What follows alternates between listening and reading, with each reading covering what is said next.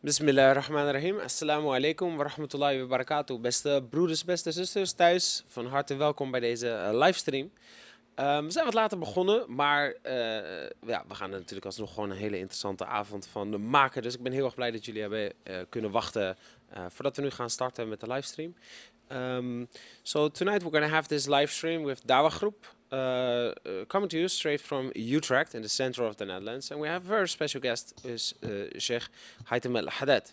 So from the UK, we're so happy that you're here with us tonight in the Netherlands.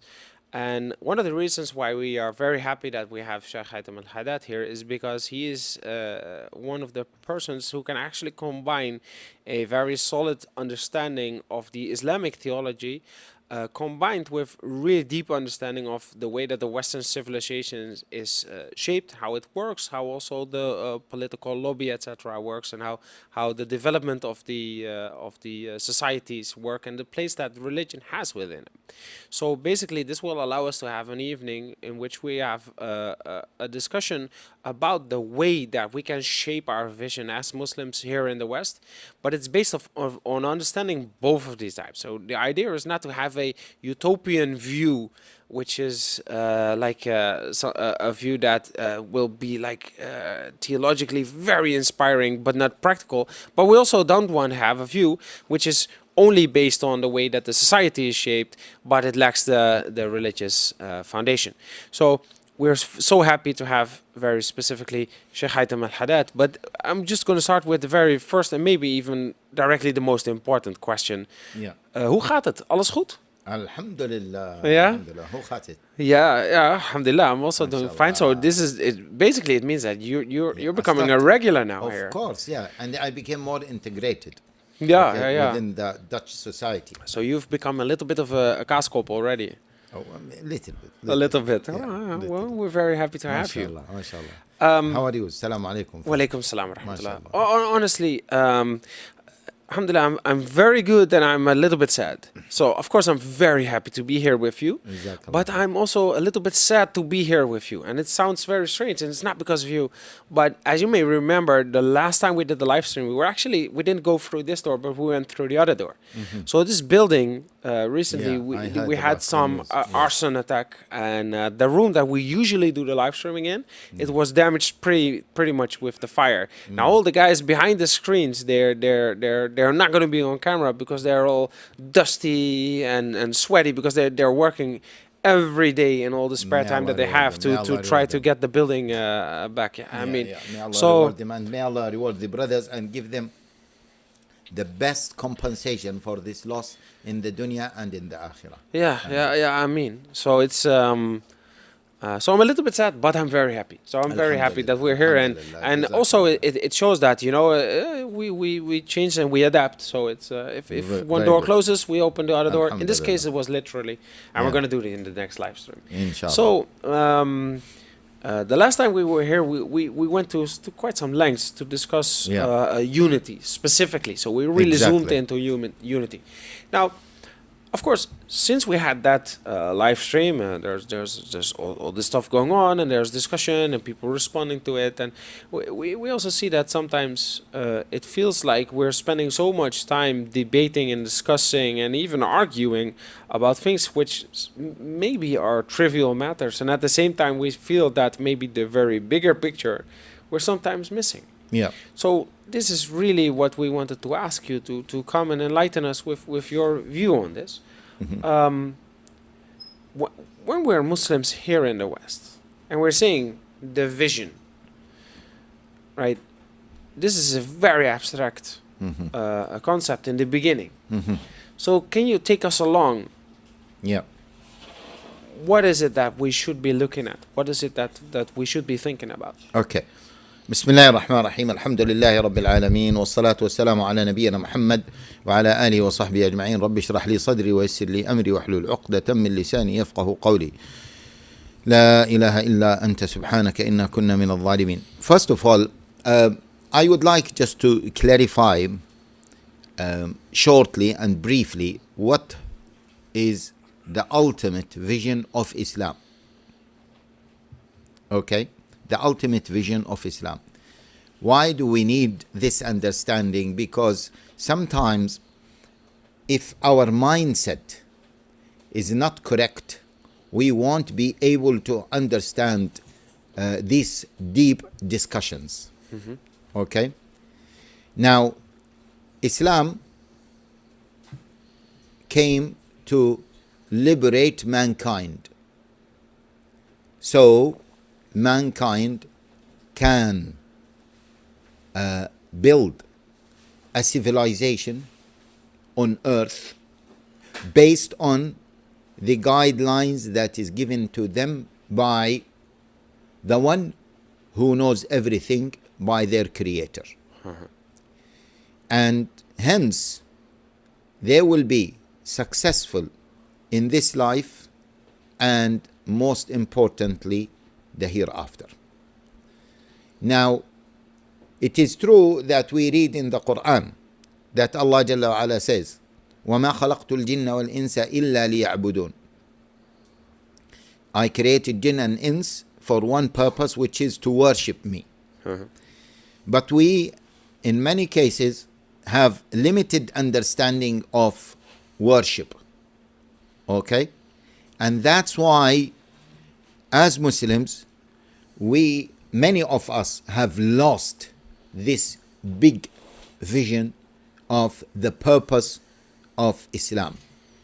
Islam came to liberate human beings so they worship Allah Jalla wa Ala as individuals and collectively in order to attain the pleasure of Allah Jalla wa Ala. So Allah Jalla wa Ala save them from the hellfire save them from the hellfire in the hereafter and admit them to paradise. Inshallah.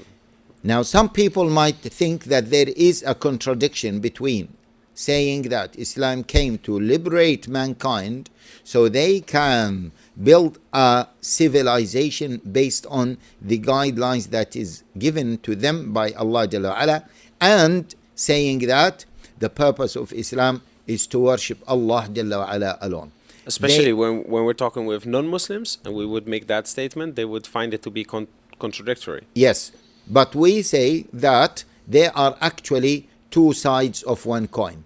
In fact, I go one step further by saying that sometimes we have 6 sides for the cubic. Yeah, you can represent it in different ways, and this is the beauty of Islam, because Islam is the only way of life that secures success in the dunya and in the hereafter. But I started by saying that Islam came to liberate mankind so they can build a civilization based on the guidelines that Allah Jalla wa Ala has given them. Obviously, this civilization will worship Allah Jalla wa Ala, will attain His pleasure, and then Allah Jalla wa Ala will admit them to paradise and save them from the hellfire. Okay?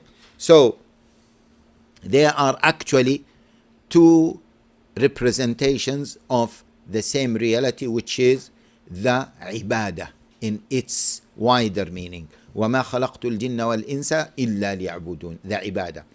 And the ibadah of Allah Jalla wa Ala, submission to Allah Jalla wa Ala, worshipping Allah Jalla wa Ala, is going to attain the success in the akhirah by receiving the pleasure of Allah Jalla wa Ala, and then Allah Jalla wa Ala admits those who used to worship Him in the dunya in paradise and saves them from the hellfire. This ibadah in of itself is going to build a civilization based on what? Based on submission to Allah Jalla wa Ala. Okay? So this is the nature of the Muslim Ummah. Now, see, some people might say that you say this, but we don't see this throughout history. Yeah, in fact, you might argue that maybe it is not the nature of the Muslim Ummah. It should be. Yeah. But it's not. Yeah. This is an excellent question. But what we say is that look at history. And if you look at our history, the Prophet ﷺ was sent to mankind more than 1400 years ago. Yeah? 1444 years ago, almost exactly. Now, since that time, let us look at the Islamic civilization. Okay, so we have the Prophet ﷺ died 11 years after Hijrah, almost. Okay, and then the Khulafa al-Rashidin after that, it ended 40 years after Hijrah. But it took another shape, the Islamic civilization, and the Umayyads took over, and the Umayyad, they ended their ruling, or their rules, ruling was ended in 132 years after Hijrah. And then the Abbasids took over, and their civilization, or their caliphate, ended in 656 by the Tatars. Okay, so for when Islam came, for almost more than 600 years, Islam was either the main superpower in the world or one of the main superpowers in the world. Okay, and because it could not stay for more than 600 years in power, controlling most of the Middle East, some areas from Europe, okay, most of North Africa. It went to areas in China, yeah, and many areas of the subcontinent. This huge area, and you tell me that there was no civilization. No civilization. So this is the first existence of Islam. Then the caliphate was destroyed, 656, as we said. The Abbasi Caliphate in Baghdad was destroyed 656 by the Tatars. Okay, within less than 100 years, Islam re-established itself, and the Ottoman Empire started. So Islam started with another leadership, and this time not from Arabs but from the Turks. And that leadership built a great civilization, which is the Ottoman Empire, in a very hot area in the center of the world, and at the center of conflicts between north, south, east, and west, between the west, the Christian west, and the Muslim world, both geographically as from a civilization point of view. Exactly. Yes, and they were in the middle, and they managed to remain in power for another 600 years. They were either the main superpower or one of the main superpowers. Now, Islam has been there for 1,400 years, just more than 1,400 years. If you calculate the first 650 years and the second 600 years, so Islam was one of the main superpowers, or maybe the main superpower in the world for how much? For more than 1,200 years. 1,200 years. Out of 1,400 years, this is like 85% of its history, of its existence. For more than 85% of its existence, Islam was leading the world, or one of the leaders of the universe. Okay, and it has built one of the great civilizations known to mankind. Now, I don't want to go into more history by talking about the justice of the Islamic civilization, because this is not our topic. And I don't want to compare, the number of people, the casualties of Muslims, I mean the number of people killed by Muslims, whether during the time of the Prophet ﷺ, during the time of the Khulafa Rashidin, the four rightly guided caliphs, or the time of the Umayyads, or the time of the Abbasids, or even during the time of the Ottomans. Yeah, I don't want to compare the total number of non-Muslims who were killed by the Islamic civilization throughout this 1,200 years and the number of people who were killed by any other civilization, whether an old civilization like the Persians or the Romans or the contemporary civilizations, because this discussion will take us away from our main topic. Yeah, but I'm not trying to take that angle and try to challenge you here, right? But sometimes when we as Muslims are talking about this topic, it feels like that the things that we should be so proud of is our history. Now, in general, that's not a problem, but it would be nice if if we have something to be proud of in this type of in this type of topics today. Yeah. So you know the main, if I may say. And the second thing, and the second thing is that even with everything that you said, this country where we are in right now, it was never a part of those empires. Yeah. So we are living here as Muslims in a part of the world that in this part, besides trade and of course there's a debate going on between civilizations, etc. But in this part of the world, it's never been a part of those Islamic empires. Yes. Yeah. Okay. See, I wanted to say, just as a comment for your first part, that see, many people don't understand, don't study Islamic history, including Muslims. And even when Muslims study Islamic history, they make a huge mistake by studying history, the history of Islam, from a micro perspective, but they don't study it from a macro perspective. Yeah? They look at the incidents. This caliph killed the other caliph. This caliph revolted against the other caliph. There was this leader. He wanted political reality. Yeah, some minor political realities. Let us not say political realities, minor incidents. And they forgot the bigger picture. They forgot to zoom out and to look at history from a macro perspective. And when they look at it like this, then they will say, wow, this is our history. We were the biggest civilization, or one of the biggest civilization known to mankind. Yeah, okay. So this is one thing. Now, it is true that the Muslim Ummah is going through some difficult times. But this is because we left Islam, yeah?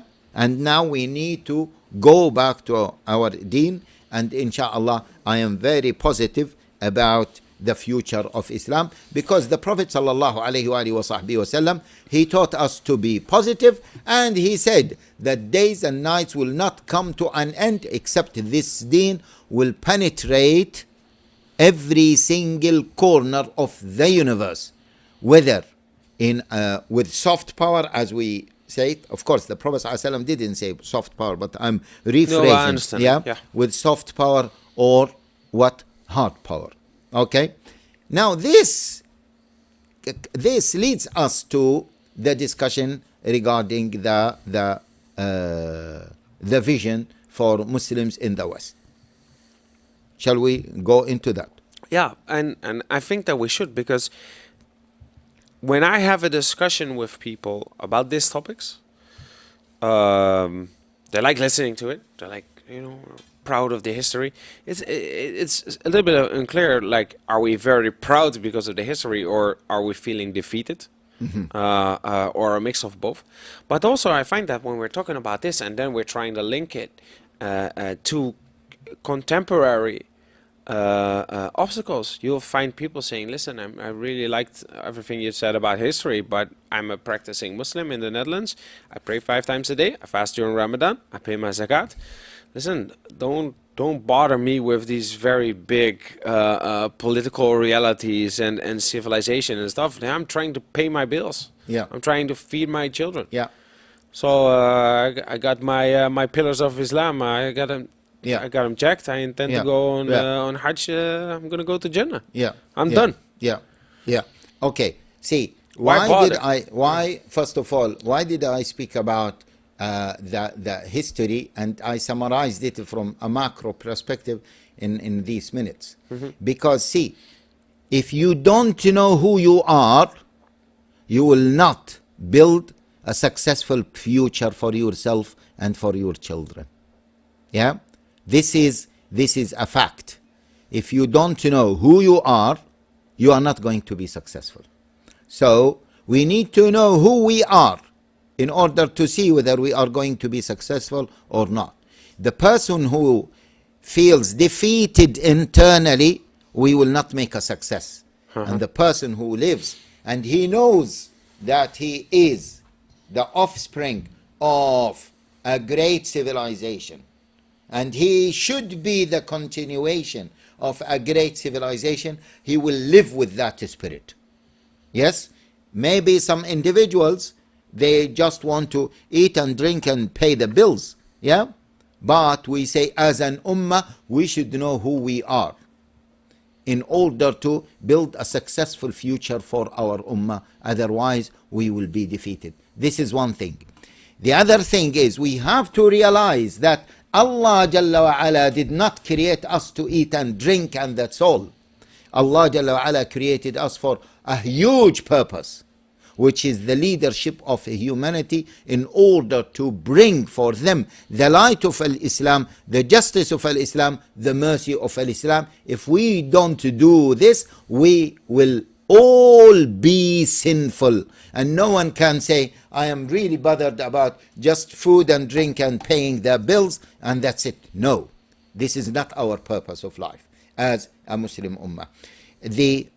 That companion, Rab'i ibn Amir, when he went to the Romans, the king of the Romans, and he said to him, you were Bedouins in the desert. Why are you coming here? What do you want? What do you want? He said, جئنا لنخرج العباد من عبادة العباد إلى عبادة رب العباد. We came to free humanity.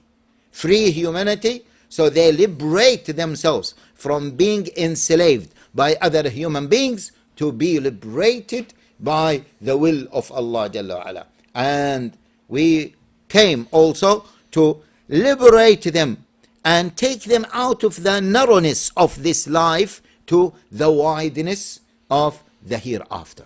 So we have a big mission. Why Allah Jalla wa Ala chose us to be the chosen ummah? It is not because we came from a particular race.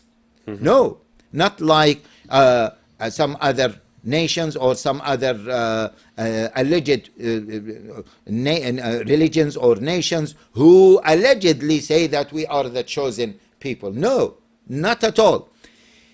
Because of what? Because we worship Allah Jalla wa Ala and we bring light to the life of humanity. كنتم خير أمة أخرجت للناس. You were the best of mankind. You were the best nation ever raised to mankind, enjoining the good and forbidding the evil and believing in Allah Jalla wa Ala. So there is a purpose for our existence, and the ummah is nothing but the collective individuals. Yes, there are different responsibilities between individuals. The leaders, the imams, the scholars, they have a bigger responsibility or responsibilities than the individuals. Yeah? But as an ummah, we have to acknowledge who we are. What is our purpose of existence? What are our responsibilities? And especially as leaders for the Muslim ummah, we should understand this. Now, we in the West, yeah, we are part of this ummah, and we have to acknowledge who we are by knowing at least our history in a very summarized way, as I mentioned it, in order to see our future, in order to, in fact, to establish a better future for ourselves. Now, what do we need here in the West? Yeah? Yeah. If I may say, in the West, so far, some Muslims, yeah, some Muslim groups, without naming, many of them, they don't have a clue of why they want. What do they want? Many of them, they don't have a vision for their existence. Yeah? Many of them, their existence is a passive existence. They don't see that they have a purpose. Okay? This is, unfortunately, many individuals and many groups. Okay? Some groups, their vision, and these are groups that have been in Dawah for a long time, their vision is to coexist, to survive. Let us put it like this, to survive. Yeah, this is the other type. And the third type, there are some people, some groups who have utopian, as you said, or just impractical or dreams. Yeah. Yeah, they want to see caliphate here, yeah, in the West. Now, what is our vision in the West? From my perspective, we need to be recognized as part of the Western, yes, mosaic, the Western lifestyle. Yeah, we want to be recognized as part of the Western life in general. Yeah, And just to make sure, when you're saying we should be recognized as part of the Western lifestyle, I think you don't mean Western mosaic. Yeah? Yeah. Western, because we're not fabric. taking, so we're not taking the Western lifestyle and saying we should shape ourselves to become a part of that. No, but yeah, what you're we saying will is come that to that. there is a lot of different things in the Yes. West, and it should include us in this Exactly. pluriformal. Exactly. So we need to be recognized as part of the West, while as part of the maintaining our Islamic we identity. will come to that. Yeah. We will come to that. But this is what we want. Okay. Now, what does that mean? Now, the West, so far, most of the Western countries, they see us as the others. Yeah. Yes or no? Yeah, I kind of noticed. Yeah. Yeah. They see us as the others. They see us as either strangers. strangers or asylum seekers, yeah, Yeah. or immigrants, yeah. They don't see us as part of Europe. They don't see Islam as part of Europe. I love it when I get the compliment that my Dutch is so good as a convert. Yeah, That's, yeah. Because but honestly, at they the same are time, because I'm imagining- saying it as a joke, but at the same time, it is it's an indication how much Islam and Muslims is considered to be not a part of the country. yes, okay. This is how they see us. Okay. Yeah. Now, if someone were to say, why, yes, why do we need to be seen as part of Europe? Yeah, part of the European mosaic. Yeah. Yeah. We say that, look, there are, first of all, hundreds of thousands of indigenous European Muslims. Yes, hundreds of thousands. If you look at indigenous British Muslims, indigenous Dutch Muslims, indigenous German Muslims, indigenous. You are an indigenous Dutch Muslim, isn't it? You are not an immigrant from the Arab world or from North Africa or from the subcontinent. Is that true or not? No, I agree, but Yeah. So people like you, where are they going to go? This is what? yeah, this is home. This is home for Yeah. you. Okay. This is one thing. Now, the other question is, once we say Europe, this is the deep question. Once we say Europe, what do we mean by Europe? Is it geography? Is it politics? Is it lifestyle? Is it belief? What is Europe? within this context, I would rather go for Europe as a geographical setting than as a identity. Excellent. Europe is geography. Yeah? Huh. If someone said Europe is history, no. Because, okay, historical Europe was Christian. Now, contemporary Europe, is it Christian? No. Well, the Netherlands is not, as per majority. Yes, and there are many Europeans who don't want to ascribe to Christianity. I think Czech Republic, they officially, by constitution, I think, they stripped themselves of Christianity. Yeah, and atheism is on rise. Yes. It is true that the Queen, for example, Elizabeth, was the head of the church. Yeah, and the king is the head of the church. But as many people say, this is symbolic. And many people, when she died, they said, well, this doesn't represent our identity, all of us. Yeah? Okay. Or at least not anymore. Not anymore, yes. So there is a debate. So you cannot say that Europe is a history. Europe is a religion? No, because we have Orthodox, Protestants, and as we said, that atheism is on rise.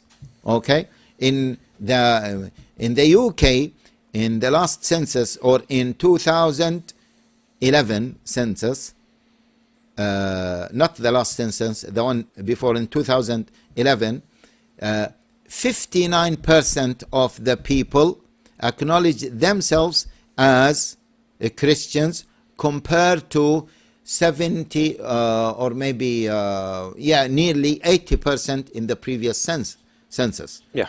Because the number of those who acknowledge themselves as not Christians is increasing. Okay, so now it's decreasing. Not Christians is increasing. Yes, yes. I agree. Yeah. So Europe is not the history. Europe is not the religion. Okay, so what is Europe? Well, you could still So say that once there we is say- something like a European civilization. Agree.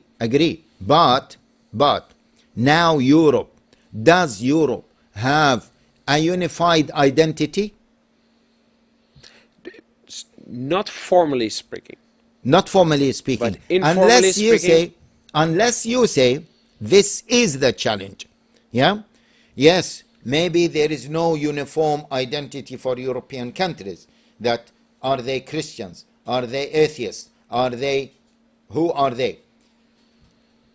Now, Europe cannot say that we are just white people. Because they are fighting racism, and if they say we are only white people, Europe is the white continent. Yeah, they cannot say this. This means that, okay, black people, other people, they are not Europeans, and this is not the reality. Okay, now, so what is Europe? Europe is geography, and Europe is made by the people who live in Europe. Europe is a democratic continent that is defined by the people who live in it. But this is then the you summary of Europe. Yeah, but listening to what you're saying, you could also then argue, then why bother? Because what you're saying is that we should be, as Muslims, be seen and accepted as being a part of Europe. But then if we say Europe is only geography, and if you have a zip code and a house number, then you're part of Europe, then why bother?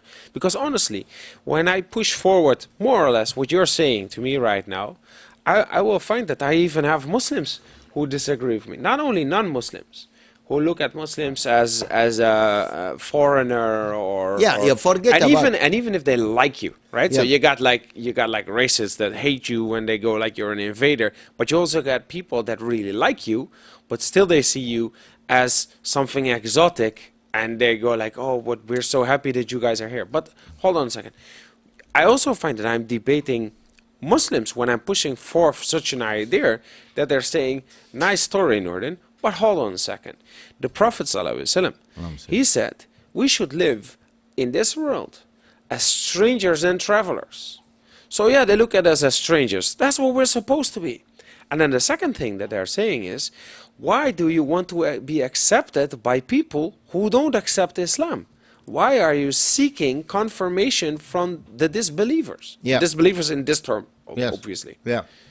Yeah. Okay. See, there will be people who are fringe. Yeah. Those, we are not talking about those. Let those people do not influence our debate. Yeah. Let people. Okay. We don't want those people. Okay.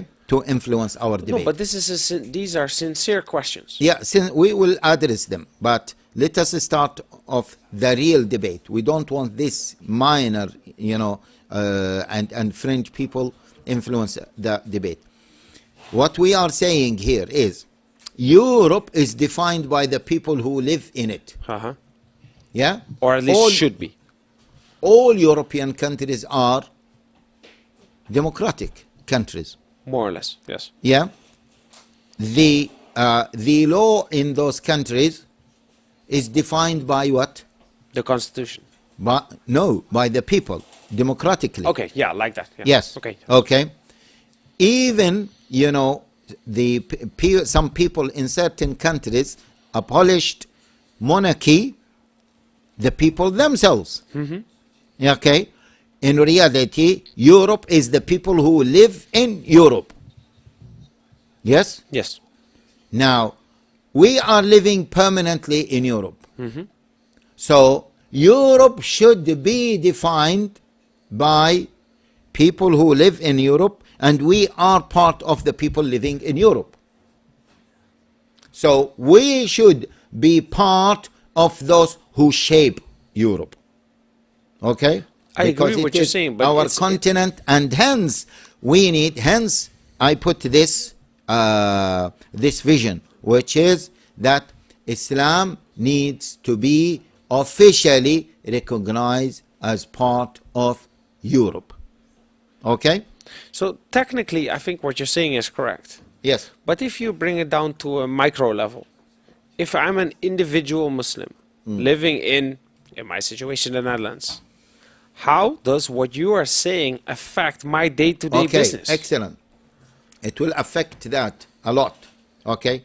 First of all, once we say that Europe, is defined by the people living, and we are part of the people living in Europe, so we should define, we should take part in defining what Europe is.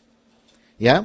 We need to get into that level, to participate in defining what Europe is, because we are part of Europe. As Muslims, first of all, we should not look at ourselves as foreigners and strangers. We should look at ourselves as part and parcel of the European landscape. Yeah? Yeah, I agree. Okay? This is one thing. And Allah Jalla wa Ala told us in the Quran, when Musa left the land of Egypt and he went to the land of Bani Israel, قال موسى لقومه استعينوا بالله واصبروا إن الأرض لله يورثها من يشاء والعاقبة للمتقين. And in the other ayah, أن الأرض لله يورثها من يشاء. So in two verses, Al-Ard belongs to Allah. Yeah? No one has the authority to define the land as they want and exclude all other human beings.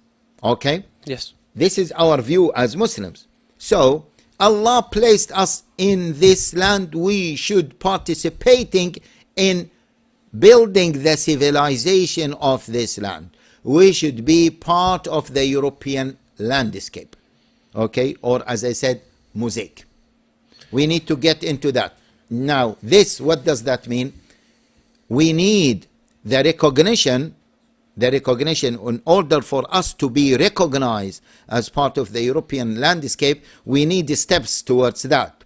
We will not get that recognition easily. We need to work hard towards that recognition.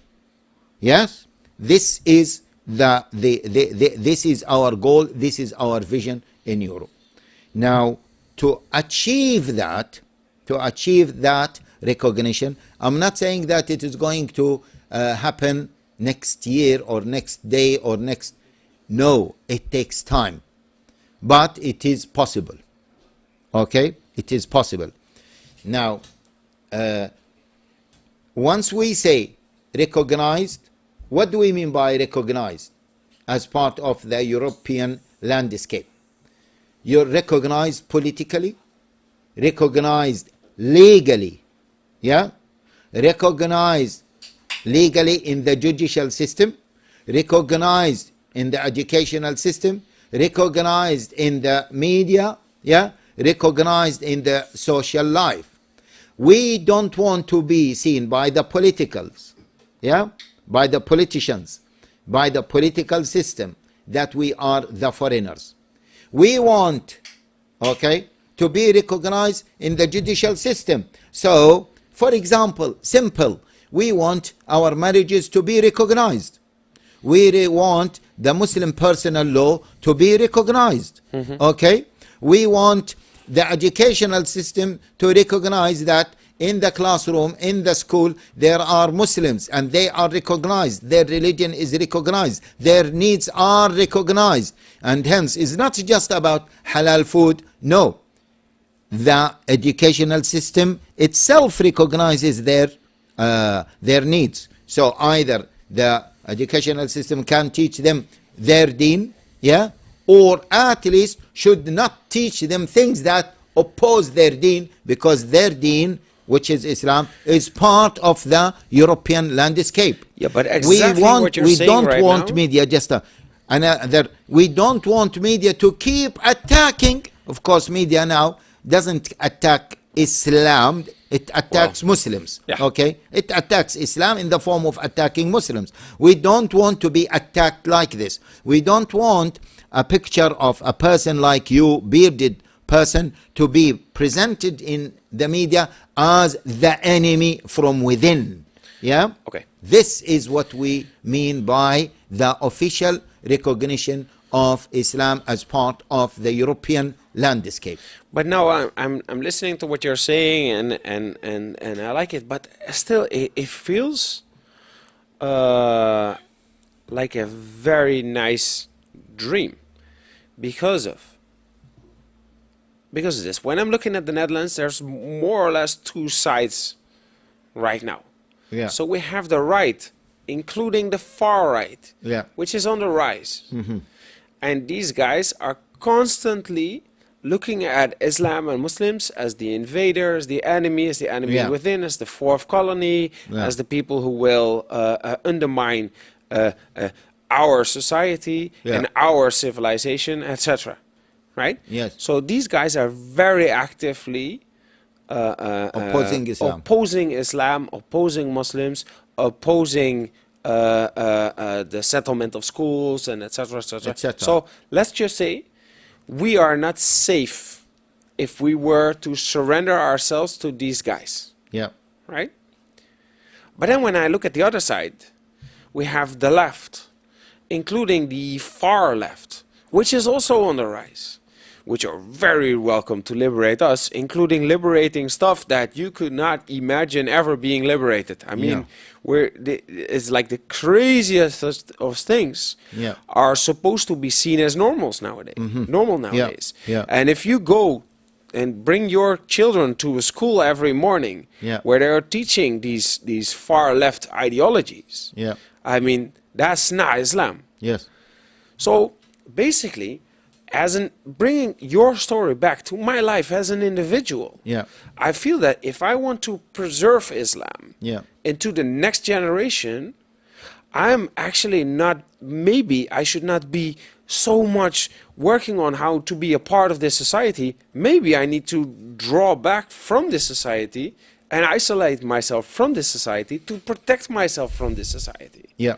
But that does not sound like something that I can do, while at the same time doing what you're suggesting. Yeah. Okay. Yes. Excellent. So, and I'm not going to sacrifice my kids for some idea. Yeah. See, Just to you know, to say it blunt. yes. Right. See, the thing is, uh, in general, in life, either you increase or you decrease. Uh-huh. Either you flourish or what is the opposite? Deflourish. Uh-huh. Delirish, or what? I can't invent a new English word. There is no stagnancy. So as Muslims, if we do not flourish, if we do not increase, if we do not progress, we will regress. Yes. So this mentality will cause us to regress. So this mentality will lead to what? Eventually, we will lose our children. Yeah, We want to protect our children, and as they say, the best way to defend yourself is to be active. I don't want to use the word attack. You know, in football, the best way to defend is what? Yeah, to attack. But To attack. yeah. Okay? Yeah. We don't want to use the word attack. Okay? But to be active, to promote your beliefs. And just to make sure, it's not that we don't want to use the word. We don't mean that word with the general associations that Yes, it have. yes, Right? of course. That's not what we mean. Yes, this is not what we mean. But we need to flourish. We need to grow. We need to increase. Okay? Yeah. We need to promote our deen. Yeah? We need... So, this idea that we just want to survive, it won't work. In fact, many... I don't want to get into some historical examples of communities that wanted to survive. We can mention one example, Muslims in Bosnia. When they just wanted to survive next to the Serbs, what happened? They ended up in the civil war. Yeah? And Muslims we were, know about that. yeah, Muslims were slaughtered, and in Srebrenica and in many other places. Yeah, And- it's a part of Dutch history as well. Okay, yeah, I know it is a sensitive matter. Okay, so we don't want to get into that. Now, once we say we need to be recognized, now we need to ask ourselves, what shall we do to be recognized? First of all, it is not a short-term goal. It is not a short-term vision. It takes time. We have to understand that. And for our young brothers and sisters who are always zealous and they think that we can achieve things tomorrow, I say to people in general, you're a child. Yeah, he is For people that don't know the word zealous. Yeah, zealous. يعني what is it? Keen. Okay.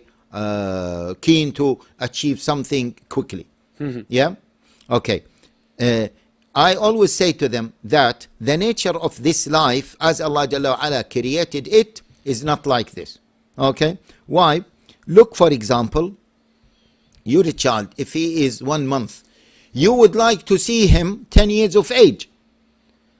How long that takes for you to see him 10 years of age? It takes 10 years. Yeah. You might dream. I didn't answer because I felt that it was a rhetorical Yes. question. Yeah. You might dream. You might, I want to see him as a young boy. I want to see him as a married person. Your dreams to see him as a married person, doesn't change the reality that he needs his time. Yes. Same thing, once we say that we want Islam to be recognized as part of the European landscape, it takes time. It needs time. Now, the question is how? Yeah?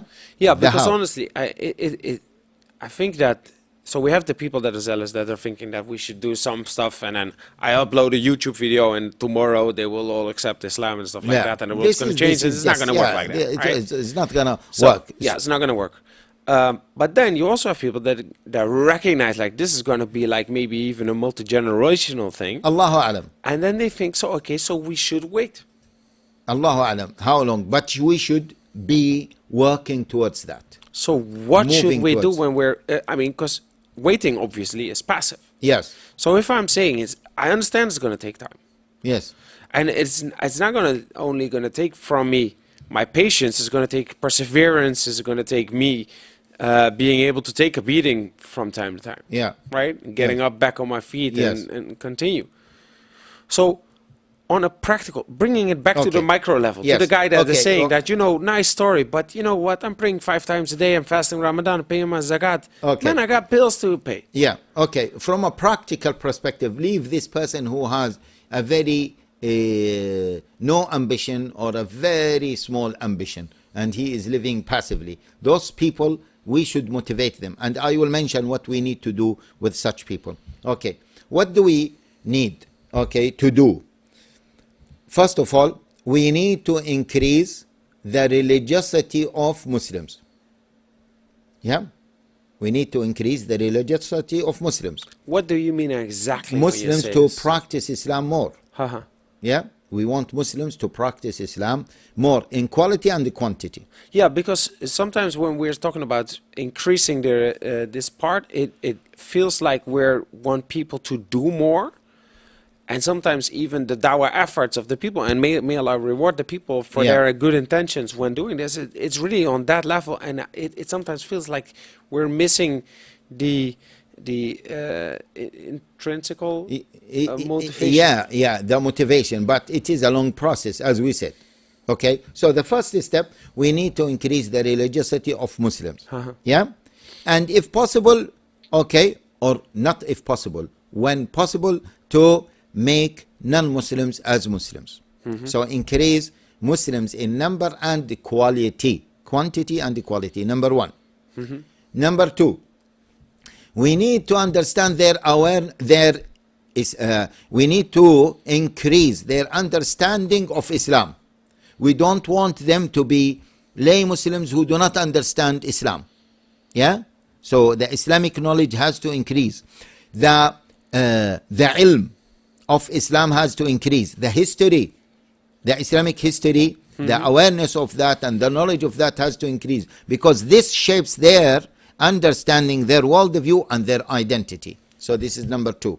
Number three, yes, we need to increase their awareness of what is going on in their country and in the world, because Muslims who are unaware of what is happening can be led like sheep. Yeah? And Yeah. we don't want Muslims to be like this. So this is number three. Yes. Yeah? Number four, we need to increase the unity between Muslims. Yeah? Yes. We need to increase what? The unity between Muslims. If we are scattered, we will not achieve anything. And Allah Jalla wa Ala says, وَلَا تَنَازَعُوا فَتَفْشَلُوا وَتَذْهَبَ رِيحُكُمْ. Don't be disunited, otherwise you will what? You will lose courage. You will lose your strength. Okay? And there are so many verses that command us to be united. So this is number four. Number five, we need to increase the effectiveness of Muslims. What do you mean with effectiveness? Yeah. In this context. We need Muslims to be effective and influential. Number one, yeah, in politics. Number two, in law or the legal sphere. Yeah. Number three, in the media sphere. Okay. Number four, in education. Okay. And part of education is da'wah. Okay. Agree. Number five, in social life. Number six, in economy.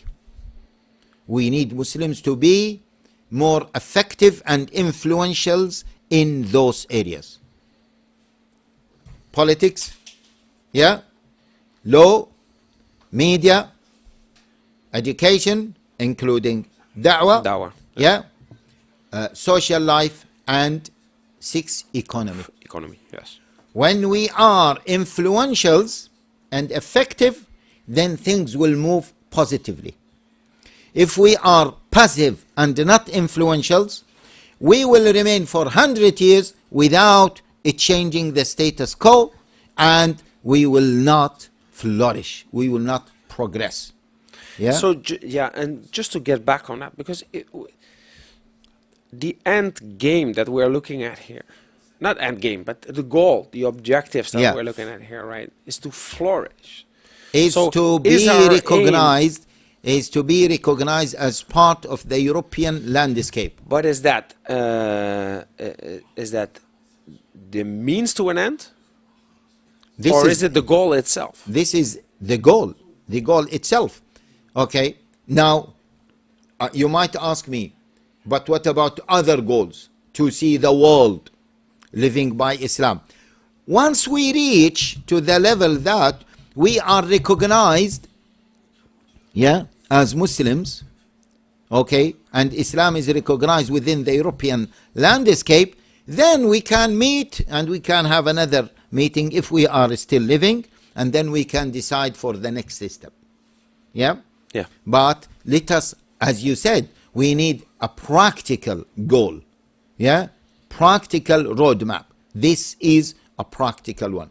And once I say practical, it doesn't mean that we will get there within 1 year, 10 years, Allahu Alam. It is an ongoing. And by the way, success, we have to understand a very important principle. When you are climbing a mountain, towards the peak, you are successful as far as you are going up. So don't say, when I am going to be successful, when I'm going to reach the peak, and that is success. No, that might be the ultimate success, but as far as you are going up, you are successful. And this is a misunderstanding many of our young people have.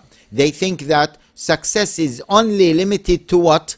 To the end. To the end, to the peak, when we reach to the peak. That may be a manifestation of the ultimate success, but that is not the only success. So when people say, oh no, this takes 10 years, 20 years, 50 years, 50 years of success. Maybe not the ultimate success, but 50 years of success. Okay. There's something I sometimes say when I'm talking to non-Muslims about this topic, and I'm just going to say it here, and you can either say that it's in accordance with what you're saying, or you can criticize we it. We will conclude. I'm almost there. So sometimes I'm talking to non-Muslims, and they're asking me, like, are you trying to get to a point where you are going to change the way in which I have to live? And I'm telling them, no, I'm trying to get to a point where you are not telling me how I should live as a Muslim community. Is this what we're looking at? This is part of it. This is part of it. Okay? But this is maybe a micro representation of it. But on a macro representation is what I have said. Okay? Is we want Islam to be recognized as part of the European landscape. Full stop. At that time, they will not tell you how to live as a Muslim. Okay? No, Islam is recognized. As part of the European landscape. We don't need to change Islam in order to fit within Europe. Because basically, it's not people accepting Islam as in taking the Shahada, but they are accepting Islam as it is for the people that follow it. This is one thing. But if we have people, if we can influence people to accept Islam, why not? No, obviously. I mean, I wish Islam for everybody. Exactly. And when people ask this question, oh, do you want to convert me? I say, forget the word convert you, because it has a negative connotation that I'm going to force you to accept Islam. But if you ask me, do I wish that you share Islam with me? Of course. I wish to share Islam with the entire humanity. Okay? And Allah Jalla wa Ala said, كنتم خير أمة أخرجت للناس تأمرون بالمعروف وتنهون عن المنكر, spreading the light. And we are the bearers of the light of Allah Jalla wa Ala. Allah Jalla wa Ala says, يا أيها الناس قد جاءكم برهان من ربكم وأنزلنا إليكم نورا. Quran is light. Quran is rahmah. Allah Jalla wa Ala says about the Prophet sallallahu alaihi wasallam, وَمَا أَرْسَلْنَاكَ إِلَّا رَحْمَةً لِلْعَالَمِينَ. We sent you as a mercy to all created beings.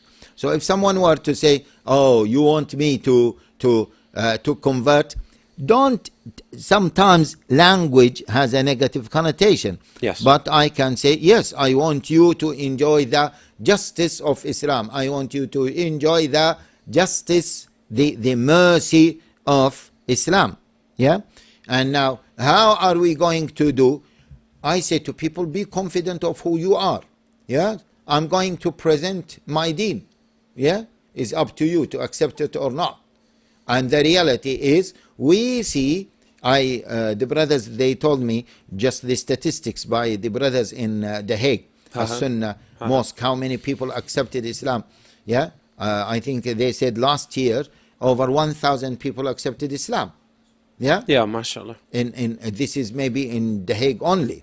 Yeah. The brothers in Germany, they were talking about thousands of people accepting Islam every year. Subhanallah. Yeah. Now, what those people who say, you want to convert me, I'm presenting my Islam, and you are the one who, your natural disposition is the one that is seeing the light of Islam.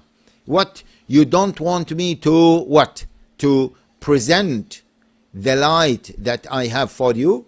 No, I want to present it to everyone. I'm confident of my religion, yes, and I am confident that there are so many wise people, whether in Europe in general, in the Netherlands, in Germany, in the UK, there are so many wise people who see that Islam is a solution for their day-to-day problems.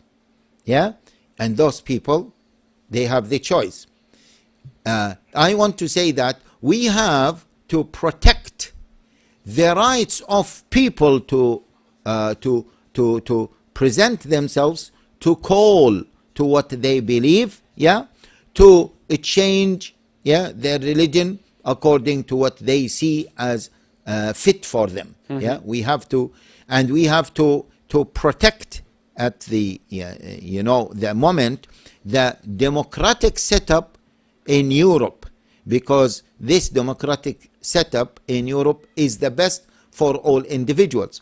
And some Muslims, so far, okay, so far, later on, I don't know about what will happen later on. Later on, we need to judge based on what happens.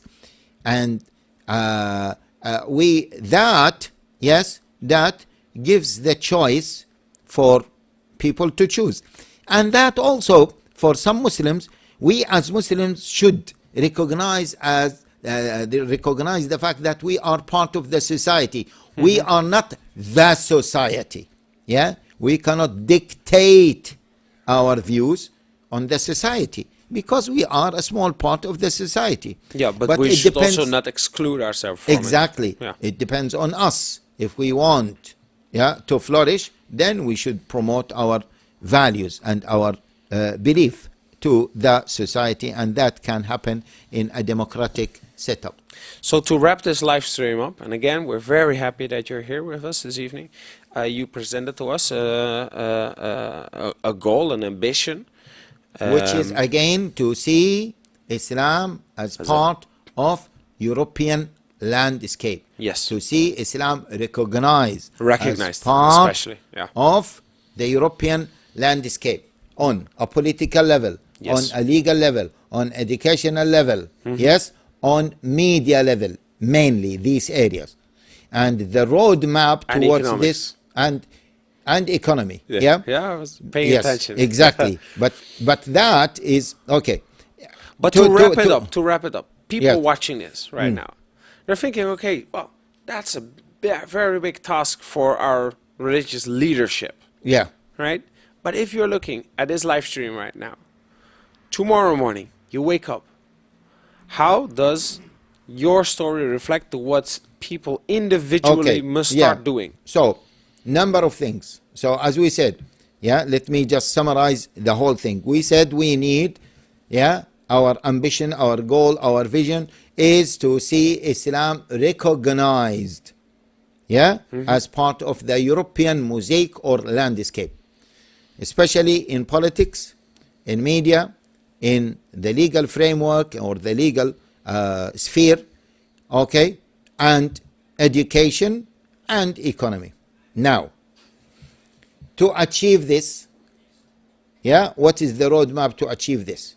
And that roadmap for individuals. Individuals can work on it, and everyone can work on it. Number one, to increase the religiosity of Muslims. Yes. Yeah, and to try to bring non-Muslims to Islam. Okay, because this increases the religiosity of Muslims in terms of quantity and quality. Number two is to increase the knowledge of Islam. Yeah, the knowledge within Muslims. Okay, about Islam, about their history, about their aqidah, about their fiqh, about the akhlaq. Okay, number two.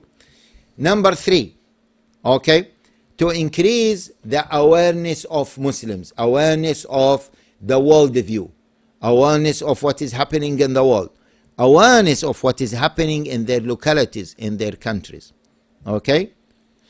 Number four, to increase the unity of Muslims.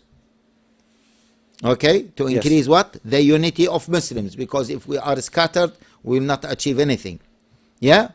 Number five, to empower Muslims so they become more effective and influential, especially in the following areas. Yeah? Politics, law, the legal system, media, yeah? Education, including da'wah. And economics. And economics and social life. Yes. These 6 areas. If we are influentials and effective in those areas, then we can see results, yeah, quicker than if we are not influential in those areas, although it takes time. Now, individuals, lay people, when he wakes up in the morning and he knows that, oh, I need to increase my religiosity, this is something practical for him. Yeah? Yes. I need to increase the religiosity of my children. I need to increase the knowledge, the Islamic knowledge of my children. I need to be more influential if I can give da'wah to my neighbors, etc. My children, instead of all of them just want to study dentistry, or all of them want to study engineering, I can encourage my children to study politics, to study law, to study media, yeah, to study economy, to become business people, to go to education, yeah. So I can guide my children and the children of others. So as a lay person, now I have a roadmap and I have a vision. Once we empower all Muslims, whether they are practicing, whether they are whatever religious denomination they have, yeah, empower the entire Muslim community, the ummah, okay, then we will see quicker results by the grace of Allah Jalla wa Ala. And at the end of the day, we rely on Allah Jalla wa Ala, and وَمَا تَوْفِيقِي إِلَّا بِاللَّهِ عَلَيْهِ تَوَكَّلْتُ وَإِلَيْهِ أُنِيبُ. The tawfiq comes from Allah Jalla wa Ala, but we need to do our part. Sheikh Haitham al-Haddad, again, I would really like to thank you for coming to the Netherlands, speaking on various sites and locations, and of course also here with the live stream of Dawah-Groep. It always feels like when we're discussing, we're really going from the micro level that maybe some of the more generic lectures are on, then really bringing it back to the bigger side. And I think it's good to have both. Yes. So because I think it's good to have both, I think it was very nice for you to come here. We really appreciate it. I really want to thank you. And I want to, en ik wil natuurlijk ook iedereen bedanken die deze avond weer heeft gekeken. Die natuurlijk de video ook heeft gedeeld met anderen. Als het goed is blijft de video staan op YouTube. Dus heb je het, ben je later ingehaakt, wil je in het begin nog even terugkijken of je het delen met andere mensen, dan kan dat natuurlijk altijd nog. En vanzelfsprekend, corona is nu grotendeels voorbij. Dat betekent dat ook Dawah-Groep de komende tijd weer gewoon steeds meer en meer fysieke bijeenkomsten zal gaan organiseren. Naast natuurlijk livestreams zoals deze. Dus weet je, blijf altijd alle socials volgen en wees een onderdeel van alles wat we aan het doen zijn. Wees van harte welkom, neem mensen mee. En we hopen dat wij hiermee jullie iets kunnen aanbieden, waarmee jullie weer verder kunnen bouwen, waar wij dan weer op verder kunnen bouwen. En dat we op die manier met z'n allen in de Oema onze steentje bijdragen en ervoor kunnen zorgen dat de toekomst steeds mooier zal zijn dan de plek waar we nu zijn, terwijl we tegelijkertijd steeds meer kennis hebben en steeds meer trots hebben, ook al op de periode die natuurlijk achter ons ligt. Jazakallah khair, assalamu alaikum wa rahmatullahi wa barakatuh.